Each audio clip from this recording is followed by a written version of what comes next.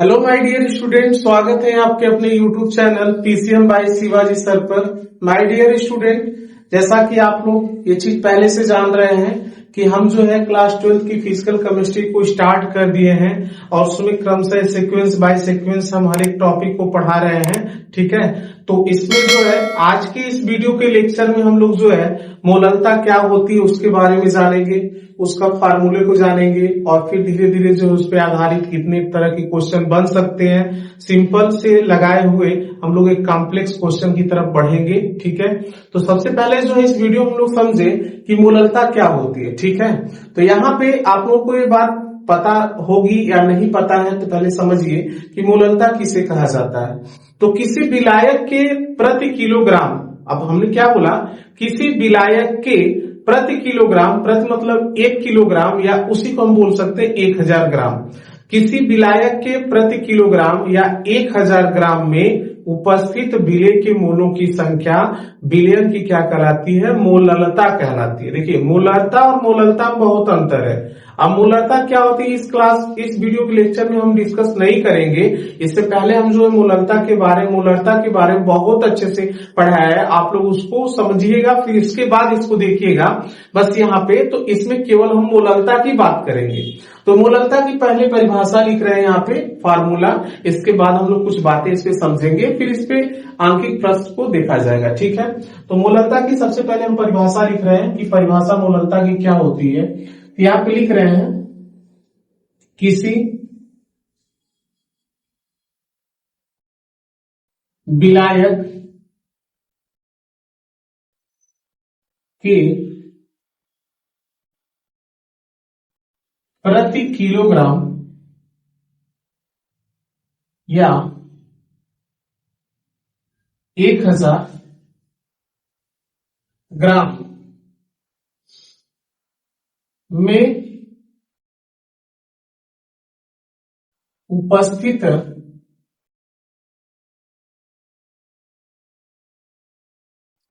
विलेय के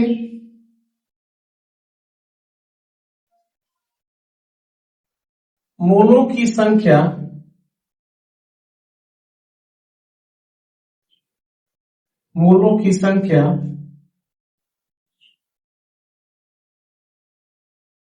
विलयन की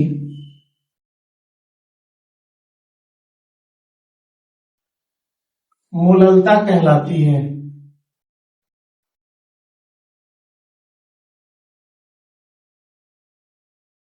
ठीक है, विलयन की मोललता को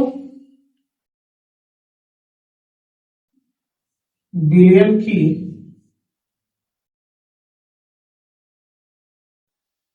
मोललता को स्मॉल m से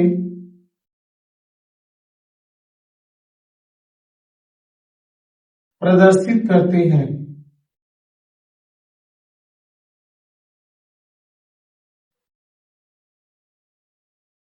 यहां पे अब सूत्र क्या हो जाएगा? विलयन की मोललता बराबर विलयन की मोललता बराबर सूत्र क्या हो जाएगा? विलय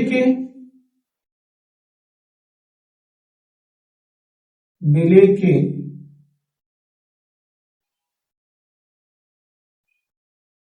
मोलों की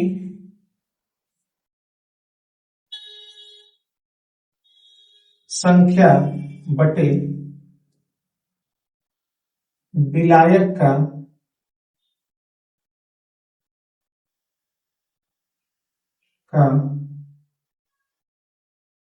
द्रव्यमान।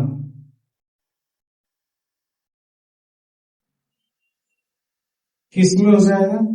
केजी। ठीक है, तो यह सूत्र है, आप लोगों को जो है अच्छे से याद होना चाहिए।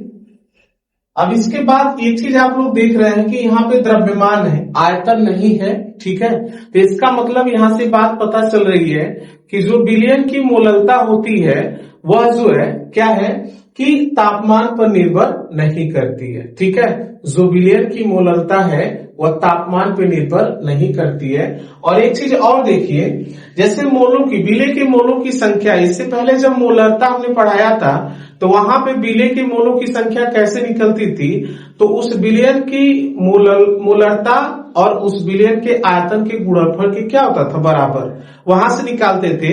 ऐसे ही हम लोग यहां से भी चाहें तो कैसे निकाल सकते हैं, विलेय की मोलरता और विलायक के द्रव्यमान का आपस में अगर हम गुणा कर दें तो यहां से भी हमको विलेय के मोलों की संख्या प्राप्त हो जाएगी। ठीक है, तो यहाँ पे 2 पॉइंट नोट में आप लोग लिख लीजिएगा। क्या नोट में लिखना है कि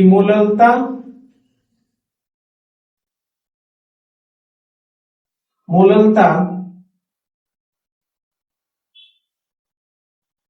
तापमान पर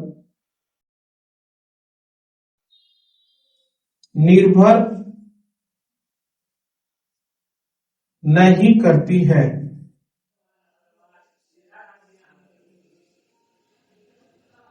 पहला चीज, और यहां पे विलेय की मोललता का जो मात्रक होगा, विलेय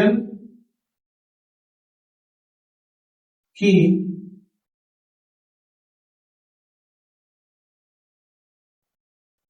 मोललता का जो मात्रक होगा वो क्या होगा, वहां पे मोलर होता था लेकिन यहाँ पे क्या होगा, मोलल होगा, जिसको हम लोग स्मॉल एम से दिखा देंगे। ठीक है, किससे दिखा देंगे, स्मॉल एम से दिखा देंगे।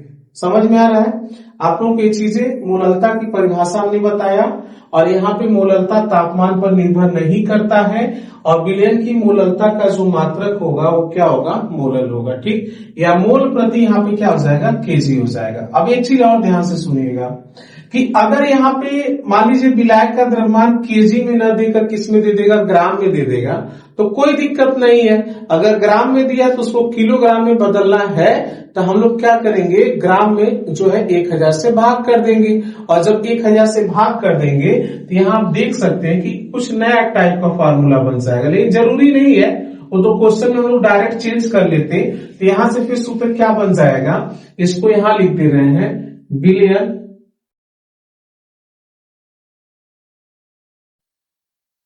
की मोललता बराबर क्या हो जाएगा, विलेय के मोलों की संख्या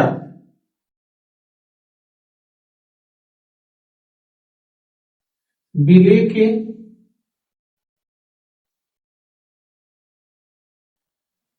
मोलों की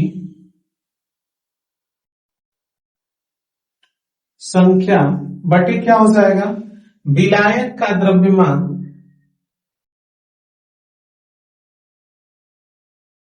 विलायक का द्रव्यमान। यदि ग्राम में दिया होगा तो इसको किलोग्राम में बदलने के लिए हम 1000 का क्या कर देंगे, गुणा, और यह 1000 कहां चला जाएगा, ऊपर। तो जब ऊपर जाएगा तो इसका मतलब क्या हो जाएगा, विलेय के मोलों की संख्या, विलेय के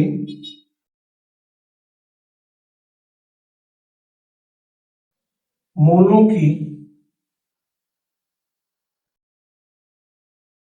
संख्या पूरे क्या हो जाएगा, 1000 बटे विलायक का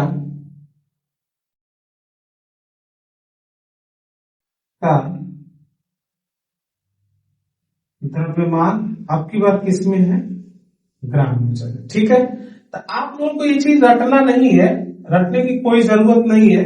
जब क्वेश्चन आएगा तो हम लोग क्या करेंगे, जब ग्राम में दिया हुआ तो उसको किलोग्राम में बदल लेंगे। आई होप आप लोगों को जो है मोललता की यह परिभाषा, फार्मूला, ये सब समझ में आया होगा। अब अगली वीडियो में हम लोग जो है मोललता पे आधारित जो है कितने प्रकार के न्यूमेरिकल बनते हैं, जैसे मोललता पे आधारित हम लोग मोललता पे आधारित क्वेश्चन को सॉल्व किए, ऐसे ही मोललता पे आधारित अच्छे अच्छे क्वेश्चन हम लोग सॉल्व करेंगे। तो इस वीडियो में इतना, फिर अगली वीडियो में मिलते हैं, तब तक के लिए थैंक यू, धन्यवाद।